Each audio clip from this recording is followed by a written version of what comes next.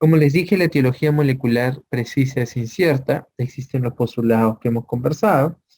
Aquí está el rol androgénico, estrogénico, la relación de la interacción estromal, epitelial, así como de los factores de crecimiento y neurotransmisores. E histopatológicamente va a haber un incremento en el número de células estromales y epiteliales, el cual nosotros vamos a conocer como remodelamiento. ¿Sí? Remodelamiento.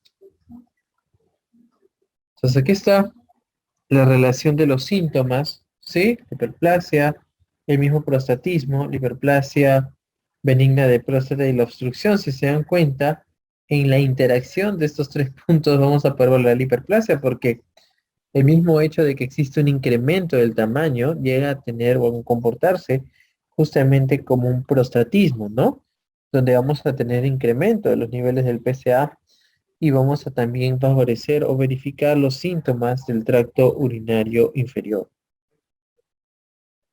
La hiperplasia benigna de próstata va a determinar un aumento de resistencia uretral al flujo de la micción, la vejiga, que va a desarrollar mecanismos compensadores que ya hemos hablado, ¿no? Eso también ya se los dije, el tamaño de la próstata no se va a correlacionar con el grado de la obstrucción. Entonces ahí tenemos el adenoma prostático, miren en la figura A, ¿no? Está entre los justamente a parámetros con ya un poco de compromiso. Miren en el B, cuando ya existe un compromiso también a nivel vesical, ¿no? Con proliferación del mismo cuadro, el cual va a tener una evolución muchas veces tórpida, ya que va a generar lo que sería mayor progreso por la relación de los mediadores, ¿sí? Que van a favorecer el quiebre entre lo que sería la relación de proliferación celular y la apoptosis, ¿no? Porque la apoptosis, recuerden que la muerte celular programada debería también de darse, pero no se llega a dar de la manera correcta, ¿no? Entonces, el crecimiento o el control, en este caso el control molecular del crecimiento prostático va a ser inadecuado, si va a ser inadecuado, crecimiento molecular del crecimiento prostático, donde, estamos bien, la proliferación celular va a predominar y la apoptosis va a disminuir, ¿sí? Va a disminuir. Entonces, esos son los que ustedes tienen que recordar ahí. El desbalance que va a existir entre una próstata normal y una hiperplasia, porque ustedes saben que en la próstata normal debería existir una proliferación celular y una muerte celular o una apoptosis programada, ¿no? Debería existir de manera correcta, ¿no? Es decir, desde el punto de vista de balance, debería estar balanceada, pero en este caso ya no va a ser así, entonces se pierde, y al perderse, la relación de agonistas y antagonistas son los que van a explicar el cuadro en cuestión.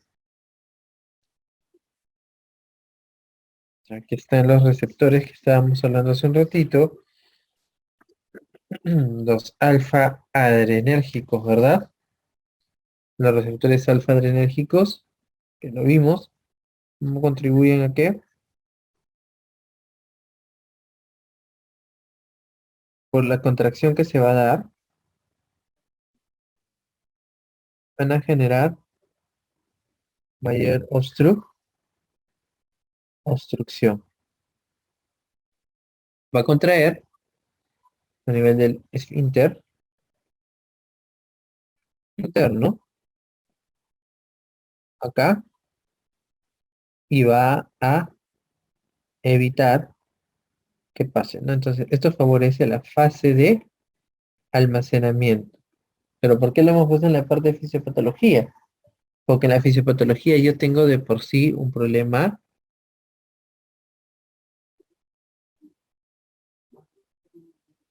obstructivo, ¿verdad? Y entonces, si ya de por sí existe un problema obstructivo, yo ya no necesito favorecer la fase de almacenamiento, sino más bien necesito favorecer la fase de vaciado.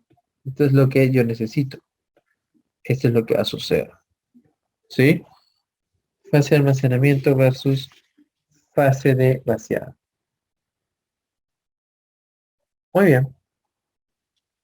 Entonces, vamos ahora sí con esta lámina a aprovechar para poder ver un grupo de medicamentos que van a estar dentro de este grupo, de este receptor o este target, que son los bloqueadores alfa. Los bloqueadores alfa o alfa 1, ¿no?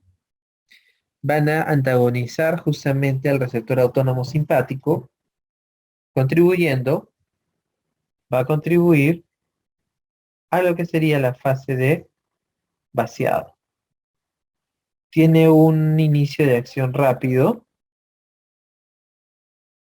¿estamos bien? Y los medicamentos más representativos que ustedes tienen que saber que han venido es la tamsulosina, la alfusosina, la doxasocina. Son los medicamentos que más, y la prazosina también, ¿no? Por ahí. Son de los medicamentos que más han venido para que ustedes lo tengan mapeado. Las modificaciones progresivas que se van a dar desde el punto de vista vesical se van a poder explicar en tres fases. Eso es lo que hemos hablado hace un ratito, ¿no?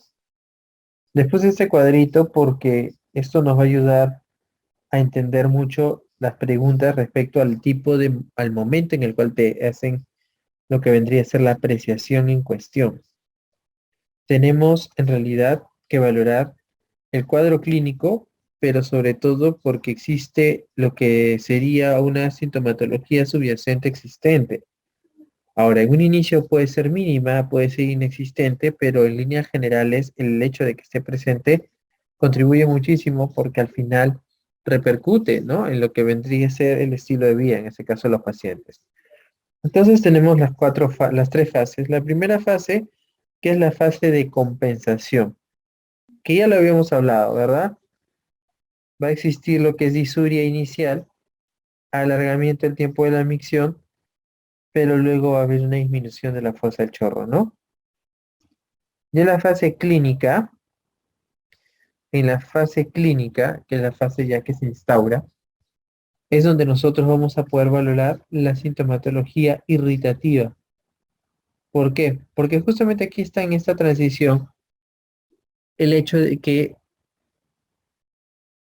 el detrusor va a tener una acción mucho más importante desde el punto de vista de comando, porque va a ayudar a regular justamente lo que vendría a ser el tono y de esta forma también va a contribuir mucho en lo que vendría a ser el proceso de eliminación. Entonces va a prevalecer. Por eso aquí tú puedes ver todo lo que vendría a ser la sintomatología irritativa, ¿no? Ya saben, por ahí lo mencionó uno de ustedes, que al existir mayor cantidad de volumen va a existir mayor riesgo de infección urinaria por el mismo hecho de la éstasis. Y por último, la fase de descompensación. La fase de descompensación va a haber, lo que les dije, esto viene siempre en el examen, la incontinencia urinaria por rebosamiento. ¿Sí? No se vayan a olvidar. Y la retención aguda de orina, que va a ser un cuadro mucho más complejo, y la hematuria. ¿Sí? Entonces, esos son los que ustedes tendrían que recordar como procesos, porque sí han venido y ya les hemos explicado previamente, ¿no? En este esquema solamente es para remarcar la idea. Aquí están nuevamente los síntomas obstructivos, los síntomas irritativos, para que los tengan mapeados, la disminución del chorro miccional, la dificultad o el inicio también respecto a lo que vendría a ser el mismo cuadro, ¿no? Porque la dificultad en el inicio de la micción es lo que muchas veces al paciente, ¿sí? Lo lleva de manera ya un poco más imperiosa a acudir al médico, porque al inicio no le da mucha importancia. Ya bueno, chorro intermitente, la sensación de vacío incompleto, el famoso tenesmo, el goteo postmiccional y la retención como cuadro súbito que puede ser, ¿no? Y bueno, los irritativos que ya están acá, que ya los hemos conversado también. Entonces, les he puesto el loguito nuevamente de ViaMake porque han venido preguntas asociadas a esto, más que para que diferencies exactamente si es obstructivo o irritativo, porque eso sería de repente un poco más de semio, ¿no? Es más que todo para que tú lo asocies a las fases en relación a las modificaciones progresivas de adaptación vesical que se dan, ¿no? Y creo que eso ha quedado claro, ¿verdad? No sé si alguien tendrá alguna duda, lo puede plantear, pero creo que lo hemos ya conversado bastante bien y es cuestión solamente de reconocer que al inicio va a haber un cuadro obstructivo leve que va a generar un punto de vista de compensación netamente vesical, favoreciendo la sintomatología irritativa, que obviamente si progresa de manera inadecuada se instaurará la obstructiva total, ¿no? Entonces, es el orden en relación al cuadro que ustedes van a poder observar aquí. Bueno, respecto al diagnóstico, ¿cómo se hace el diagnóstico aquí? El diagnóstico de confirmación, si queremos ser así tipo de pregunta, es netamente anatomopatológico, ¿no? Porque al final es ahí donde vas a poder valorar los cambios, ¿ya? En donde ustedes van a poder valorar las exploraciones, ¿no? Bueno, clínicas radiológicas para poder establecer el diagnóstico de sospecha. Pero el tracto rectal, que ese es uno de los exámenes que vamos a hacer en una primera instancia, sí va a ayudar muchísimo, y se tiene que hacer, porque vamos a poder valorar o informar justamente el tamaño prostático y va a servir para valorar la posibilidad de una neoplasia asociada. ¿Respecto a qué? A las características del tracto rectal. Ya les dije hace un ratito que una próstata pétrea, dura, de bordes irregulares, ¿sí? Definitivamente vamos a valorar o pensar de que estamos frente a un cuadro de malignidad, ¿ya? Para que lo tengamos ahí también mapeado. Entonces el tacto rectal sí va a ayudar. Vamos, aquí lo tenemos. Cuando uno, obviamente, sí, bueno, está aquí también en la diapo, tiene respecto al tacto las características en cuestión que hemos conversado, una alta sospecha, uno tiene que siempre hacer una biopsia, ¿no? Por eso es un estudio anátomo patológico, ¿no? Entonces tienes que mandarlo a anatomía patológica para que ustedes puedan valorar. ¿Qué más hay que reconocer aquí? ¿Qué más me puede ayudar? ¿Qué otros exámenes pedirían? A ver por ahí, para interactuar un poco. ¿Qué otros exámenes se pedirían? Aparte del PSA, que está ahí, obviamente. Aparte del PSA, ¿qué más les interesaría pedir al paciente? Una ecografía urológica, ya, por vía abdominal, ¿no? Pero ¿para qué lo pediría? Pilar, ¿qué respondió ecografía?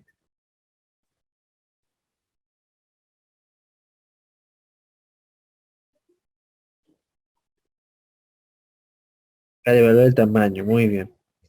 La ecografía urológica nos va a ayudar a valorar el volumen prostático, ¿sí? Y esto nos ayuda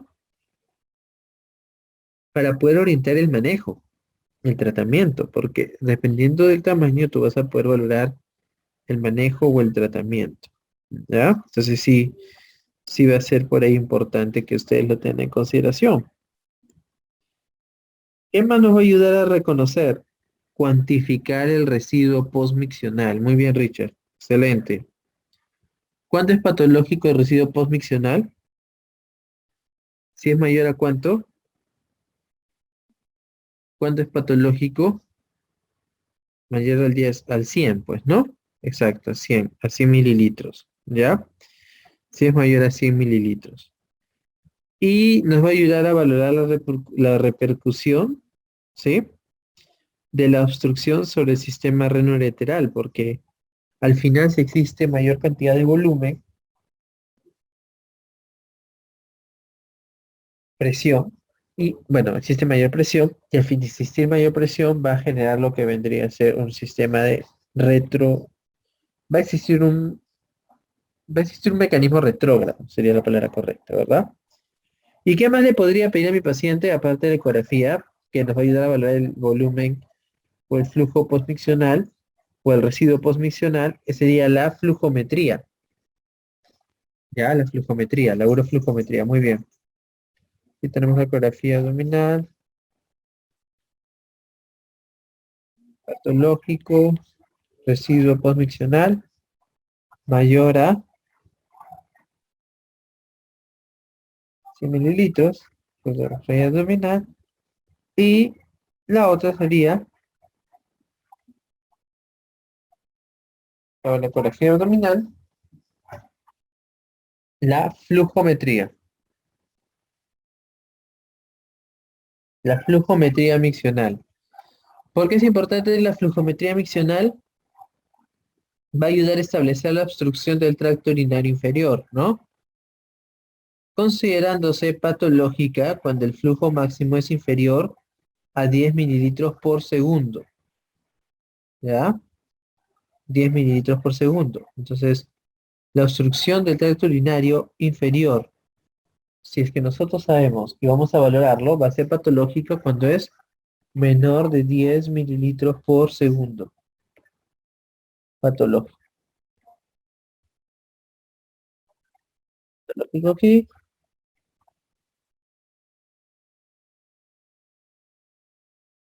Patológico acá, ¿ya? Muy bien. Entonces, eso sí tienen que reconocerlo porque eso sí puede ser preguntas de exámenes, ¿no?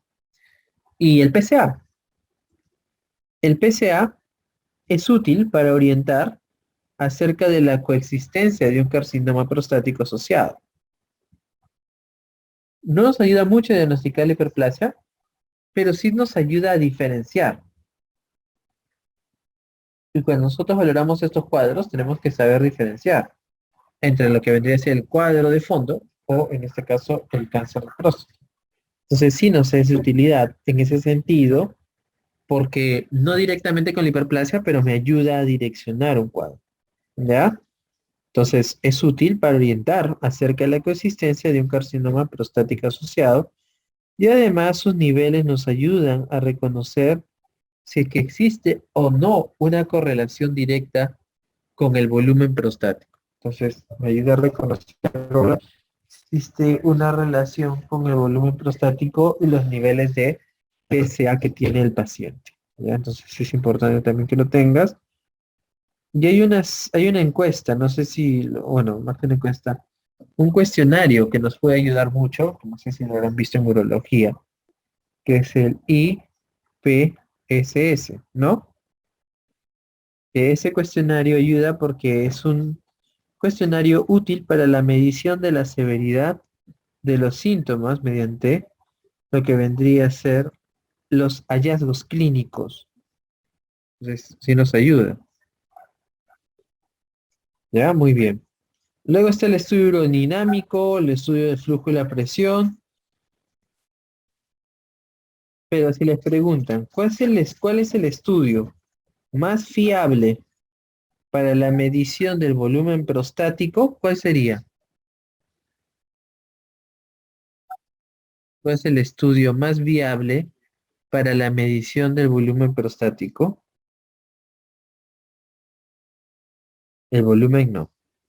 La medición del volumen prostático no es no es Yaracel PSA. Es la ecografía transrectal. ¿Ya? La ecografía transrectal es el estudio más fiable para la medición del volumen prostático. ¿Estamos bien? Ahí también tener eso mapeado. Eso ha venido en algún examen, porque a veces les ponen los cuadros y les dicen cuál es el estudio más adecuado, cuál es el primer estudio que ustedes realizarían. En este caso, lo primero que vas a hacer siempre es lo clínico, ¿no? Entonces, generalmente tu respuesta va a estar direccionado a tacto rectal y PSA, que es lo que figura en esta lámina. Pero si les dicen, por ejemplo, cuál es el que van a ustedes utilizar porque va a ayudar muchísimo más en relación a fiabilidad para poder valorar el volumen prostático, va a ser la ecografía transrectal. ¿Sí? Hay pruebas complementarias, entonces ya hemos hablado, anamnesis y cuestionario, exploración física, urianálisis, el PCA, y las opcionales que hemos hablado, flujometría, residuo profuncional Creatinina plasmática. ¿Por qué le pido creatinina plasmática al paciente? ¿Quién me dice? ¿Por qué le pediría creatinina plasmática al paciente? ¿Qué tiene que ver la creatinina aquí? ¿Qué es lo que estaría haciendo al valorar con la creatinina? Para ver si falla renal, claro que sí. Para ver si falla renal. Compromiso renal, ¿no? Eso es lo que quieres valorar. Pides urea y pides creatinina. No es mandatorio, pero sí es recomendable, ¿no? La creatinina urinaria.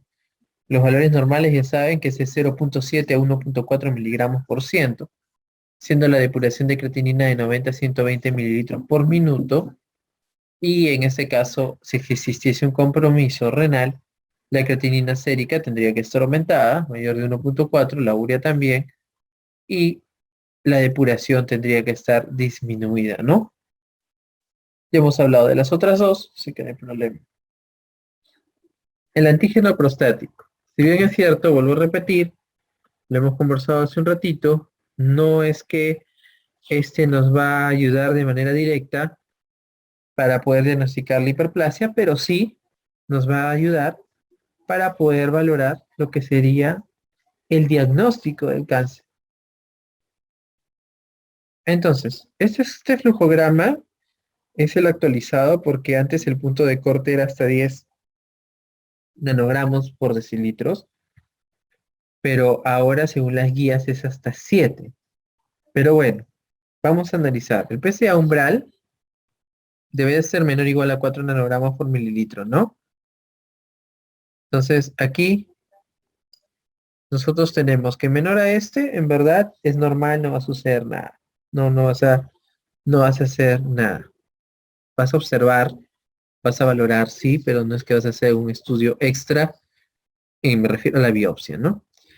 Cuando nosotros tenemos mayor de 7 nanogramos por decilitro, si es una sospecha alta de cáncer, entonces acá tú sí tienes que hacer definitivamente una biopsia. Sí, entonces aquí, por ejemplo, no hay biopsia, pero aquí sí, ¿ya? Ahora, cuando ese 4 a 6,9, ¿ya? Que sería la brecha entre una y otra, nosotros vamos a valorar relación al PSA libre si es que estamos frente a un cuadro normal o sospechoso de cáncer, ¿sí? Eso es lo que ustedes tienen que valorar. Si es un PSA libre mayor del 25%, va a ser normal. En cambio, si es un PSA libre menor del 25%, va a ser un sospechoso de cáncer de próstata. Entonces no es nada complicado, pero esta brecha sí te va a ayudar o te va a obligar, mejor dicho, a que tengas que determinar entre uno y otro en relación a la cantidad del PSA libre, ¿no?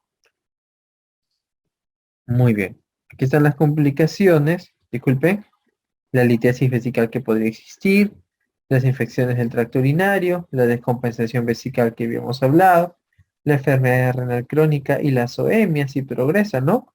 El incremento de los niveles de los elementos nitrogenados, la hematuria y podría existir una retención urinaria aguda también, ¿no?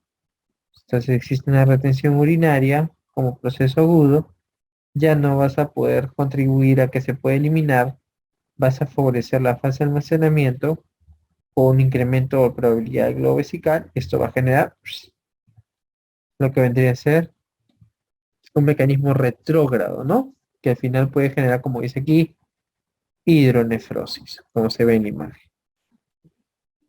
Bueno, chicos, doy un minutito para continuar con tratamiento. Un segundo, por favor. Ya disculpe, chicos, me llamó un paciente. ¿Ya? Muy bien. Empezamos, continuamos. Tratamiento. Ahora sí. ¿Cuáles son los objetivos del tratamiento? ¿Me escuchan, no? Muy bien. Los objetivos de tratamiento, primero, si bien es cierto, no es curativo,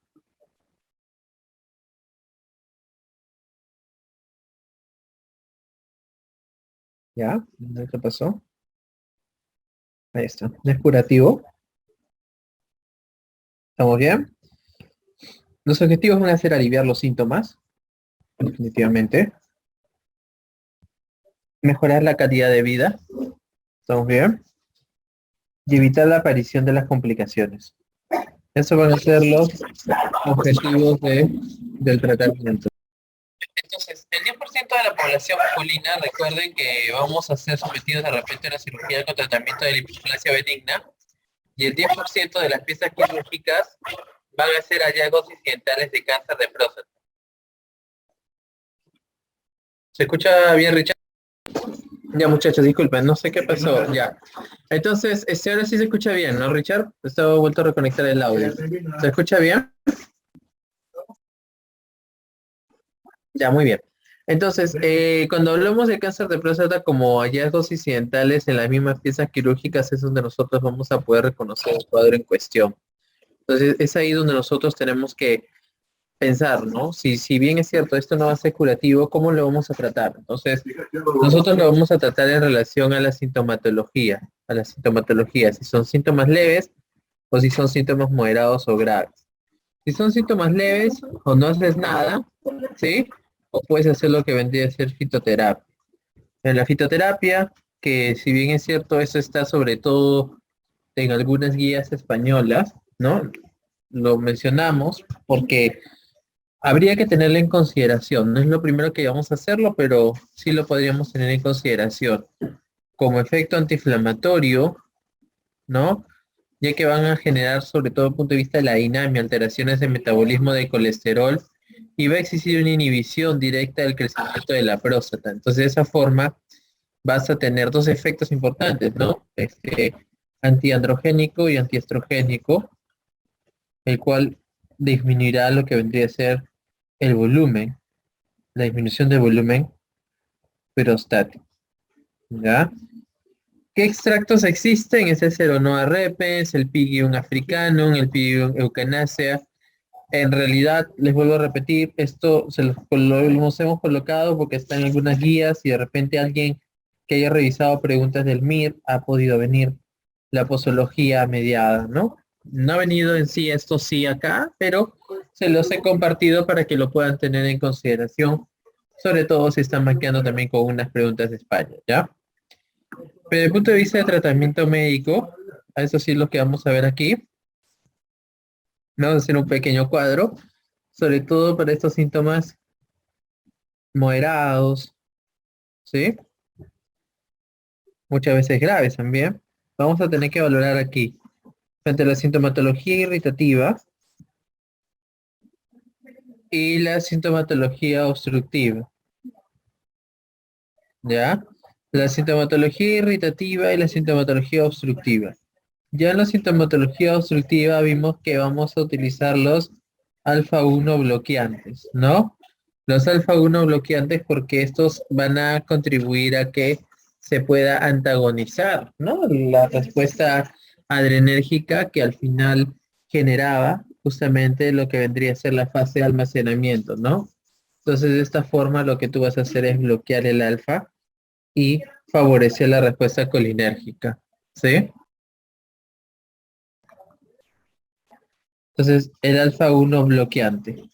Si tú la antagonizas, vas a generar lo que vendría a ser aquí, favorecer la fase de vaciado, ¿ya?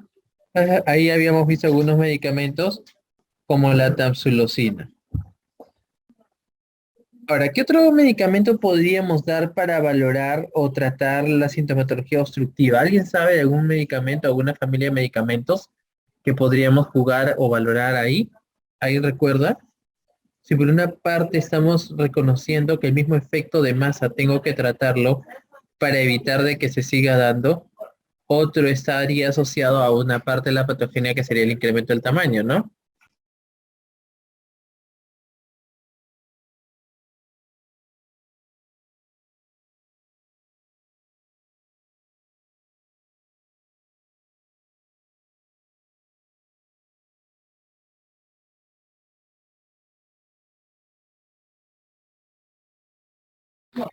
Sería la enzima 5 alfa reductasa, ¿sí? Los inhibidores de la 5 alfa reductasa, los famosos 5 ARI, ¿no? Los inhibidores de la 5 alfa reductasa, como muy bien ha puesto Joseph y Richard, van a ser otro de una de las familias, los famosos 5-ARI, los inhibidores. ¿Por qué? Porque habíamos hablado que la testosterona se transforma en dihidrotestosterona gracias a la alfa reductasa, ¿no? Entonces, a la 5 alfa reductasa. Si tú le inhibes, ¿qué vas a generar? Que disminuyan los niveles de dihidrotestosterona, ¿sí? Que disminuyan los niveles de dihidrotestosterona.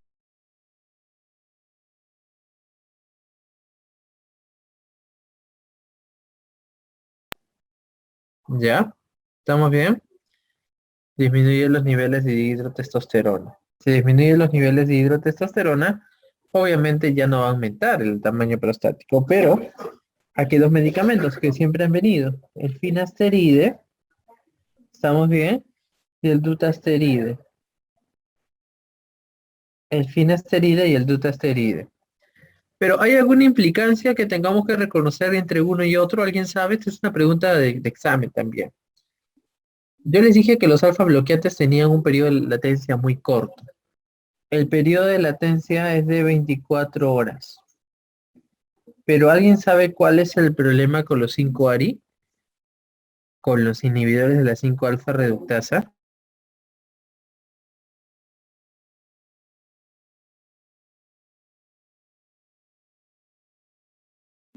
El problema con los inhibidores de la 5 alfa reductasa, aparte de la disfunción sexual, que es cierto, lo que va a suceder, Rodrigo, se Rodrigo lo ha puesto, ¿no? Pero no son 4 meses, son 6 meses, ¿sí? Es decir, el periodo de latencia llega a ser mucho mayor y eso es 6 meses aproximadamente. El periodo de latencia es de 6 meses.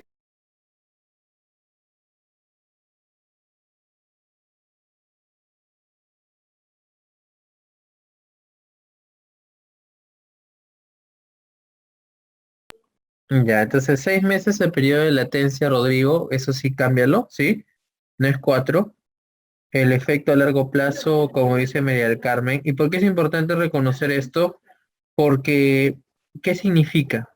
Puedes utilizar, si quieres valorar o tratar la sintomatología obstructiva con una monoterapia, podrías empezar una monoterapia de inhibidores de alfa, de los inhibidores de la 5 alfa reductasa, ¿verdadero o falso? ¿Podrías iniciar terapia monoterapia? No. Siempre tienes que empezar una terapia combinada, ¿sí? Entonces, nunca, eso va a venir en tu examen, si yo quiero hacer el tratamiento, al tratamiento, ¿sí? Solo utilizo alfa blocks o combinado. Entonces tengo estas dos, anótenlo. Pero nunca vas a utilizar 5 ARI solos, nunca, ¿ya? Por el hecho del tiempo.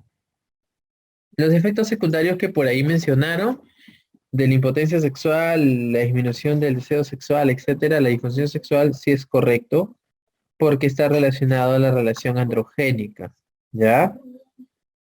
Disminución del dihidrotestosterona como forma activa de la testosterona explicaría la disminución del volumen prostático, ¿ya? No se vayan a olvidar. Y por último tenemos a los irritativos.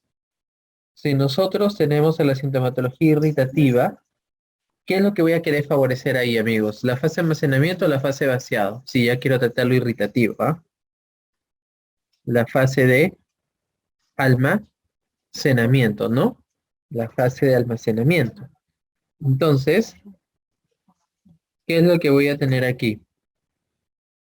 Si quieres favorecer la respuesta adrenérgica beta 3, estarían los agonistas beta 3, ¿verdad? Aquí es el famoso mirabegrón, metrabotrópico acoplado a proteína GS. ¿Y qué es lo que va a hacer este fármaco? ¿Por qué lo daría? A ver, ¿alguna idea?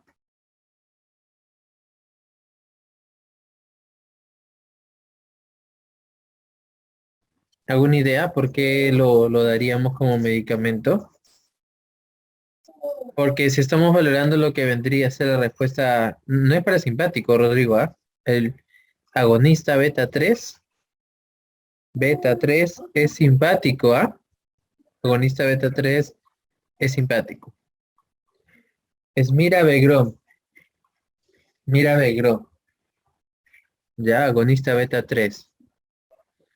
Entonces, ¿qué es lo que vamos a hacer? ¿Por qué lo quisiéramos dar? Porque lo que yo quiero favorecer es la fase de almacenamiento, ¿sí? Entonces, si yo deseo favorecer la fase de almacenamiento, tengo que favorecer la respuesta simpática. ¿Se acuerdan que habíamos dicho que el músculo detrusorio iba a tener una hiperactividad, ¿no? Entonces, tampoco eso está bien. Tiene que existir una respuesta correcta. También puedo dar anticolinérgicos, es válido. Anticolinérgicos, les dije hace un ratito, la solifenacina, la oxybutinina, ¿no? Son anticolinérgicos. ¿Qué receptor colinérgico es el que vas a bloquear aquí? M3. Recuerda, bloqueas M3. Botox se podría utilizar, sí, pero complicado, ¿no? Complicado. ¿Con qué pacientes tendríamos que tener cuidado si vas a dar anticolinérgicos? Que ha venido en una pregunta del ENSIP, me parece haberla visto. En que no del punto de vista de uro, porque en sí es de ciencias básicas, pero vino por el punto de vista de fisiología de la micción. Con los pacientes que tienen enfermedades asociados a placa, ¿no? A placa mioneural, ¿verdad? Porque la placa mioneural, ustedes saben que, bueno, cuando se libera la acetilcolina a la hendidura, cuando esté lista para llegar a sus receptores colinérgicos, si se antagoniza lo que vendría a ser el receptor porque se bloquea, lo que va a suceder al final es de que no se va a poder dar una respuesta correcta, ¿me entienden? Entonces eso va a suceder ahí.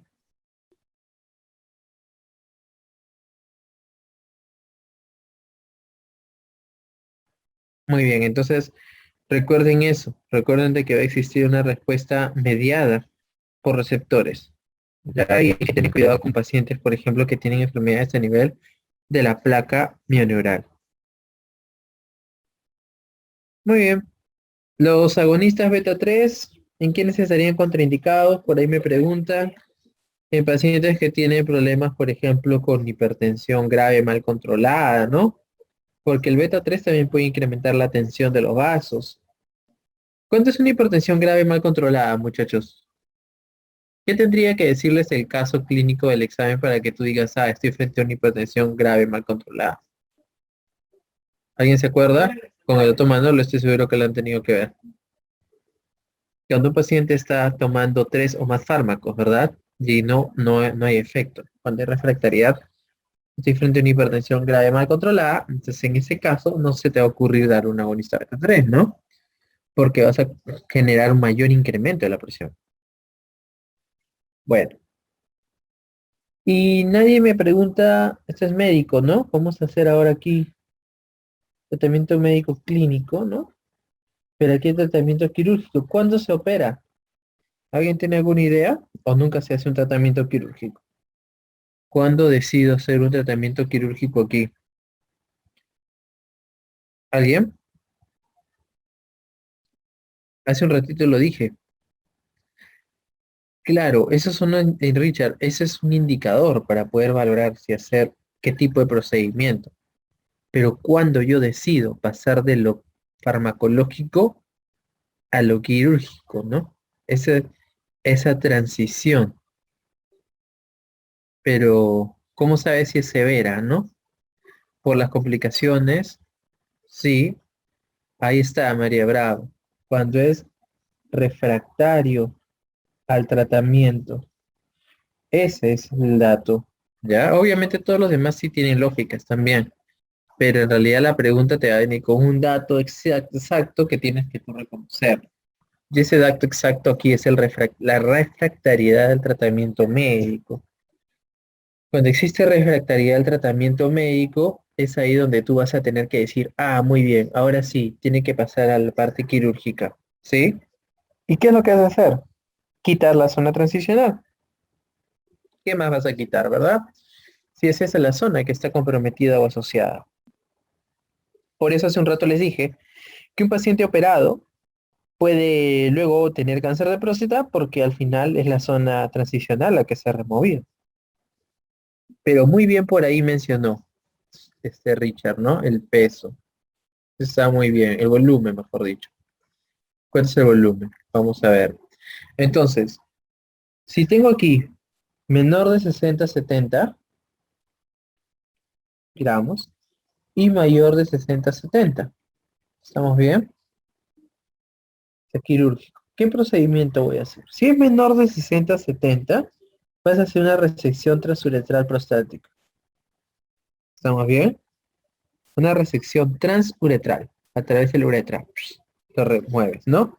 No sé si lo habrán podido ver alguna vez. Pero si es mayor de 60-70, como tiene mayor volumen, aquí sí tienes que hacer una prostatectomía simple. Esto de acá sí es pregunta también. Aquí hay que ponerle loguito, porque eso sí les puede venir.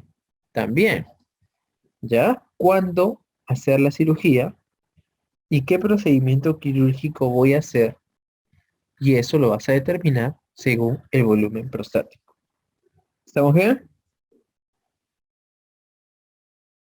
¿Por qué no hacemos una prostatectomía radical? Porque he dicho simple.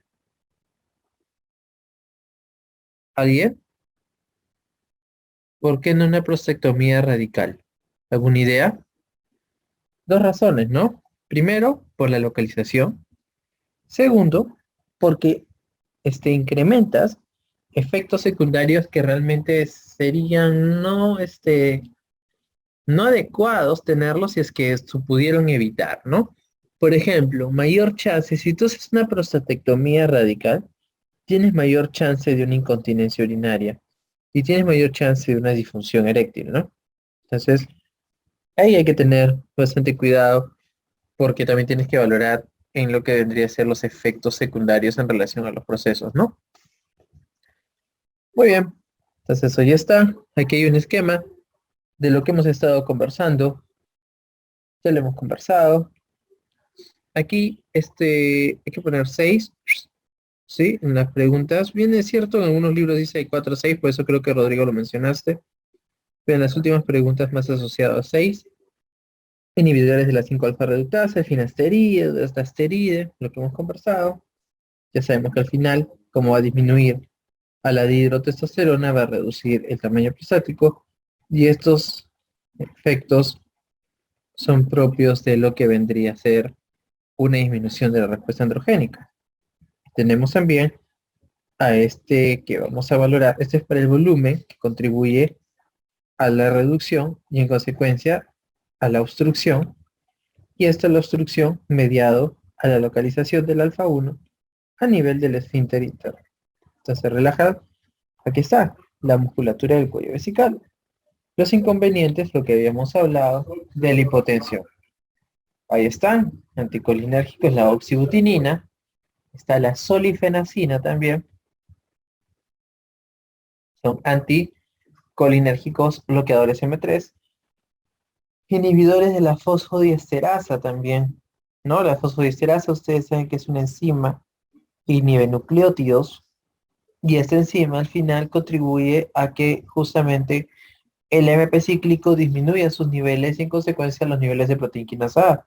Pero al todo bloquearlo, lo que haces es que incrementen ambas y repercuta la actividad mediada por AMP cíclico. Y por último está el agonista beta 3, que favorecería la fase de almacenamiento. Y está el quirúrgico, que sería el tratamiento definitivo, donde voy a tener la relación de el tamaño, ¿verdad? Habíamos dicho menor de 60-70, mayor de 60-70, y los tratamientos que se van a hacer, la resección transuretral prostática y el la prostatectomía, disculpen, simple, donde justamente vamos a poder valorarlo como procedimiento abierto, ¿no? Y es ahí donde vamos a valorar de que nos extirpa la cápsula y es ahí donde existe un principal origen de carcinoma prostático, por eso no protege contra el cáncer. Eso es lo que mencionó Rodrigo también en algunas de las participaciones anteriores, ¿no? Y las indicaciones absolutas, como habían mencionado sus compañeros, asociado a lo que vendría a ser efectos secundarios, retención urinaria reiterativa, hidronefrosis, retrógrada, infección urinaria a repetición, litiasis vesical, hematuria a repetición, ¿no? Pero recuerden que la refractaria al tratamiento es la que valora según la primera instancia para que tú puedas tomar esta decisión asociado a estos. Ahí está el esquema de la resección transuretral prostática, ¿no? Cómo se ingresa por la uretra peniana hasta la próstata y luego con este ojal de bisel llega a generarse, o sea, hace la remoción de esa zona, ¿no? De la zona periuretral. Eso es la terapia de elección, es el gol estándar. Aquí está la indicación. Recuperación más rápida, menos sangrado. Puede haber un síndrome post-RTU, ¿ya? Pero no es muy frecuente, pero puede existir. Miren en la imagen, ¿no? Cómo está antes, limitando todo el flujo, como después, durante, disculpe, remueves, cómo queda después, ¿no? En la prostatectomía simple o en ectomía prostática transvesical, que es la simple que habíamos hablado, mayor de 70-75, es una recuperación más lenta porque es un procedimiento abierto, es más sangrado y mayor probabilidad de complicaciones. Si se dan cuenta, miren cómo ingresan, ¿verdad? Para poder generar lo que vendría a ser la disección de la próstata. Y hay una justamente manipulación, retracción a nivel de lo que vendría a ser la vejiga. Por eso existen muchas veces complicaciones mediadas a lo que vendría a ser esta zona, como un estado de hiperexcitabilidad vesical, como una estenosis uretral, incontinencia urinaria y comunicaciones, ¿no? Fístulas vesicocutáneas.